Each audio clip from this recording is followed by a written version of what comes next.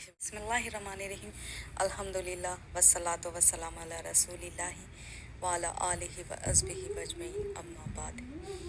آج کا جو ٹاپک ہے اپنے ماں باپ اور بیوی کے حقوق کے بارے میں کیا ہے اسلام میں۔ تو اسلام میں والدین، ماں باپ اور بیوی کے حقوق الزوجہ ادا کرنا بہت بڑی نیکی ہے اور عبادت ہے۔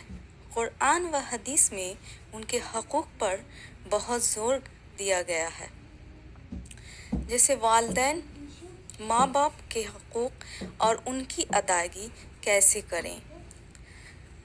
اطاعت اور ادب، والدین کی بات ادب سے سننا، ان سے کبھی اونچی آواز میں بات نہ کرنا، ان کے سامنے عاجزی اختیار کرنا یعنی نرمی اختیار کرنا،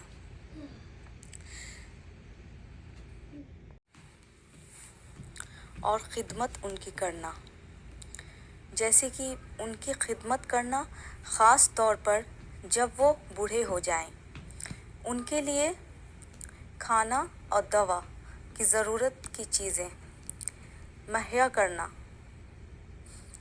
دعائیں کرنا، ان کے لیے مغفرت اور رحمت کی دعا کرنا، جیسے کہ قرآن میں ہے کہ رب ارحمہما کما ربیانی صغیرا، اے میرے رب ان دونوں پر رحم فرما جیسے انہوں نے بچپن میں میری پرورش کی۔ تو ان کے لیے دعا کرتے رہنا چاہیے۔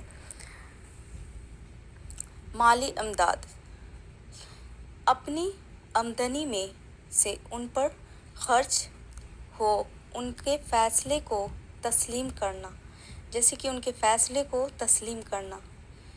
اب آئیے بیوی جوزا کے حقوق اور ان کی ادائیگی کیسے کریں۔ بیوی کا حقوق کیا ہے؟ محبت اور حسن سلوک کرنا، بیوی کے ساتھ نرمی اور محبت سے پیش آنا۔ رسول اللہ صلی اللہ علیہ وسلم نے فرمایا کہ تم میں سے سب سے بہتر وہ ہے جو اپنی بیوی کے ساتھ اچھا سلوک کرتا ہے۔ نفقہ خرچ دینا، بیوی کا حق ہے کہ شوہر اس پر خرچ کرے، جیسے کھانا ہو گیا، کپڑا ہو گیا، علاج وغیرہ ہو گیا۔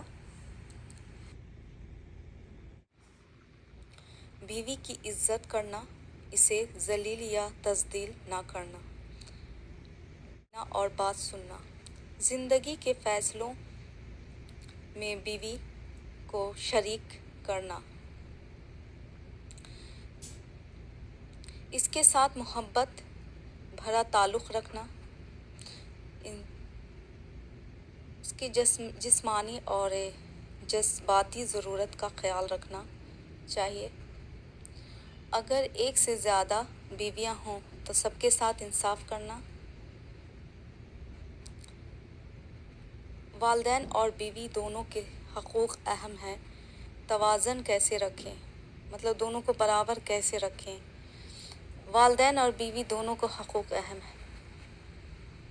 اگر بیوی والدین کے نافرمانی کا سبب بن رہی ہیں تو حکمت